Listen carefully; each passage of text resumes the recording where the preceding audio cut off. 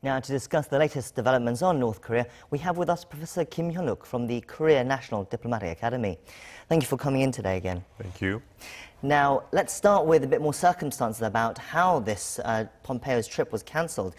A report in the Washington Post on Monday, citing two unnamed officials, said that Trump and Pompeo decided to cancel the trip to Pyongyang after they received a secret and the described as belligerent letter from a North Korean official, Kim Yong-chol, his senior North Korean official. Now, it's not been confirmed by the White House whether this letter exists, but it seems to be that, all the reports are saying that there was some sort of letter and some sort of correspondence between the two sides. What could have been in that letter that caused Trump and Pompeo to react this way? And, why would Pyongyang take such a hardline stance? Well, seriously, it's not easy to know what has been in the letter. Maybe I can guess that the North Korea has continuously argued that the declaration to end the Korean War should be the first given by the states to North Korea before North Korea takes some initial steps to denuclearize itself. So maybe that kinds of same stances might have been repeated in the letter, kind of making, Pompeo's visit kind of fruitless. And a hardline stance, might have, talked about some of the, U.S. stances that has been, contained in the, current, the Defense Authorization Act, in which there have been some measures to increase its defense postures in Northeast Asia. So I think these kinds of military capability of the United States being bolstered, this reason I think might have been some kinds of threat to North Korea. And also declaration of the end of the Korean War kind of implies that the U.S. is giving up its military option to North Korea. So that kinds of things, the U.S. is continuously, operating its military option on North Korea. I think that kind of thing might have been something that made the tone of the letter kind of angry to deliver to President Trump. Well, despite this letter, the U.S. State Department confirmed that the conversation that they had between Pompeo and Seoul's Foreign Minister Kang Kyung-wha did take place, and that they reaffirmed their commitment to the denuclearization of the Korean Peninsula. Does this suggest that at least, despite this letter, despite Pompeo's trip being cancelled, they are still open to trying to engage with North Korea? The security advisor Jung Yong mentioned that the North Korea-U.S. would continue their negotiations, resume negotiations soon. So I think the U.S. and South Korea, the foreign ministers, they had telephone calls, and I think they reaffirmed about the continuations of the deal between North Korea and the United States.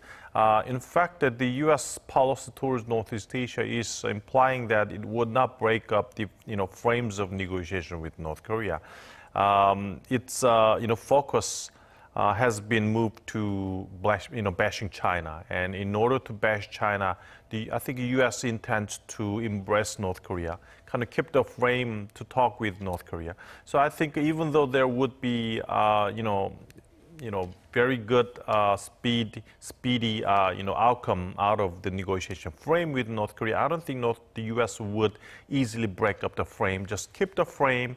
And keep the channels with North Korea, so that that kind of channels, when U.S. bashes China, would work as very good frames and basis that would enable decoupling between North Korea and China. Now, this kind of play by the Trump administration, it's not the first time it's happened. In May, just before the summit between President Trump and Kim Jong-un, President Trump threatened to, well, he didn't threaten, he pulled out of the summit that they had planned.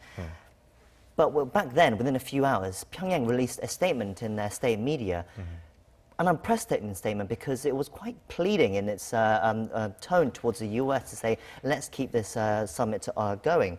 This time there hasn't been any response from North Korea. Why do you think that is?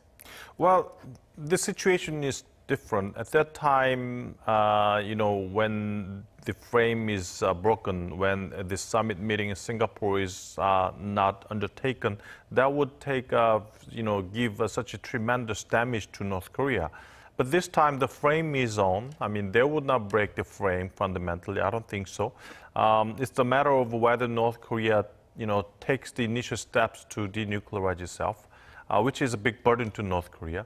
I think one of the purposes of North Korea now is not to jump into the initial steps to denuclearize itself, but just drag in as much as it can, but get as much as it can from the United States. So maybe North Korea is kind of taking a look at how the U.S. and China and South Korea is moving, and especially what will be the Chinese response to the U.S.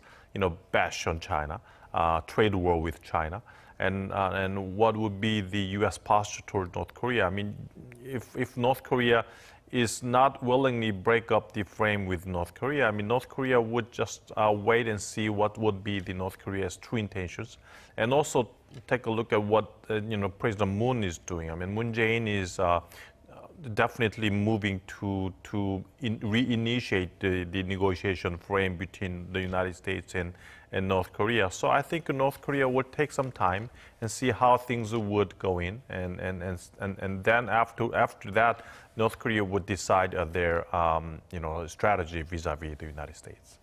You mentioned President Moon there.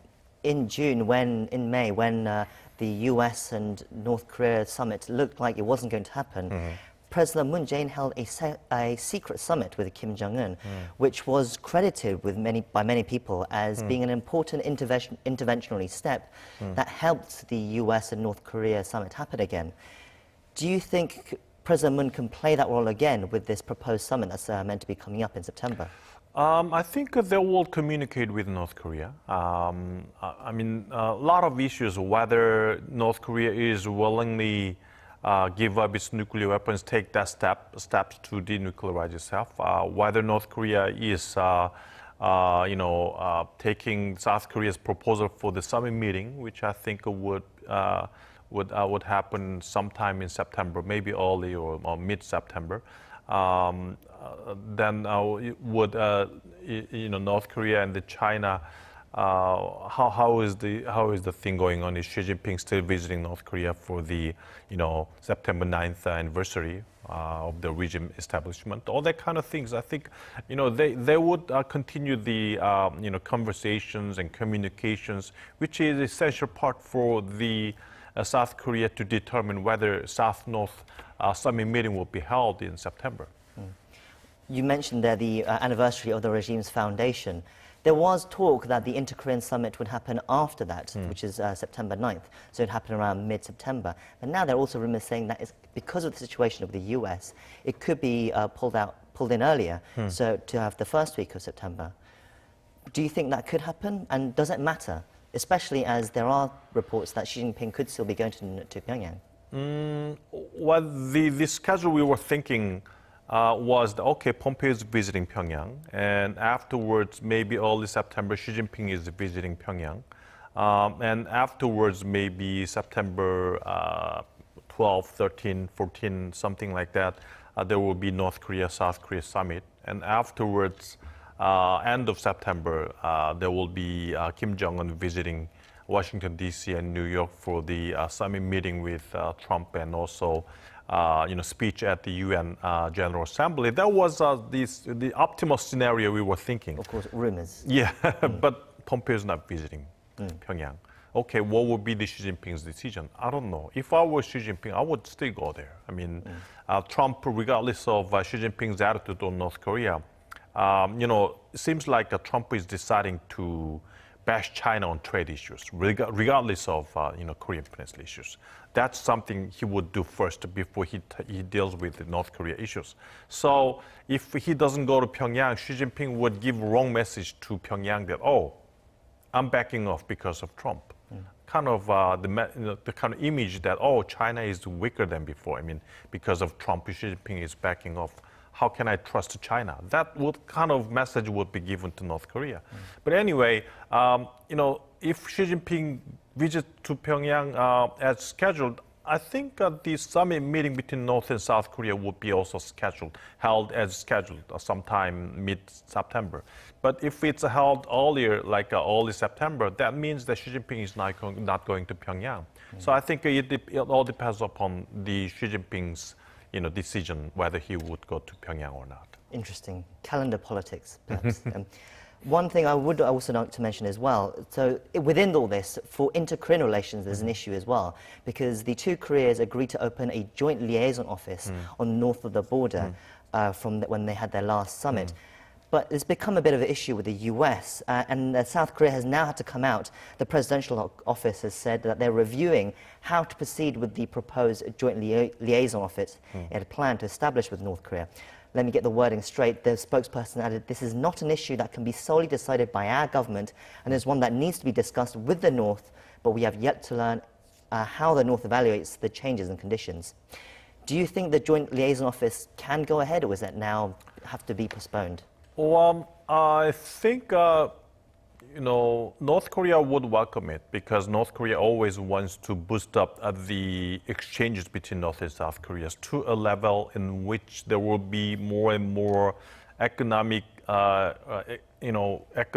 based, exchanges between North and South Koreas, and then lead South Korea so that South Korea would, violate the sanctions. So I don't think North Korea would oppose these kinds of issues. The problem is, okay, what would South Korean government would do? I mean, South Korea has been kind of balanced in dealing with all these issues. They focused on North-South relations and also focused on the U.S.-South Korea, coordination. But kind of seems like recently South Korean government is kind of, kind of focusing more on the North-South relations. The North Korea and the U.S. Negotiation was kind of stalemated, not proceed smoothly. The South Korean government kind of a little bit, modified its original stance. Foreign Minister Kang Kyung-wha was saying that, okay, we will focus on the declaration of the end of Korean War first, and so that it would, bring the denuclearization issue further, which has been stalemated. So it seems like the balance between these two issues, denuclearization and the declaration of the end of Korean War, seems like the South Korean government is kind of leaning towards the declaration issue further. So, but now the Pompeo's visit to Pyongyang has been cancelled. Then South Korean government, what will South Korea do? I mean, does it have to be balancing back towards the United States position?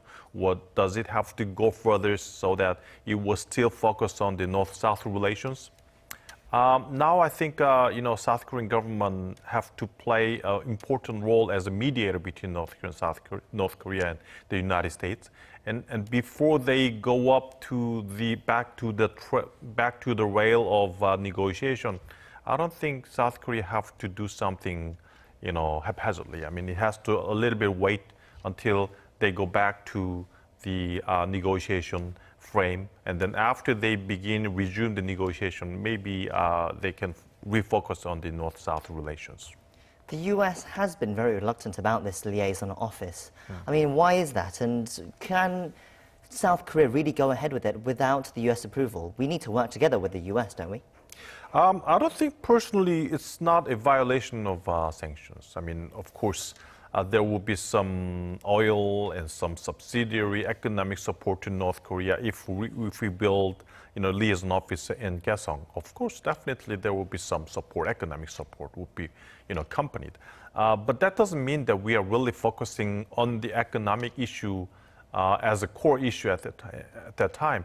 So, but I think there have been some skepticism from the U.S. side. I mean, U.S. is kind of worrying about what if, South Korean government is speeding up on the side of the, North-South detente more than denuclearization issues. Of course, there were some issues like South Korean government no, not government, companies, importing the North Korean coals to the South Korean territory. So all these kind of, issues are making, United States government kind of, worry about all the behaviors and attitudes and policies of South Korean government, I think. Well, that's where we end it. Thank you, Professor, for coming in and sharing us your thoughts. Thank you very much.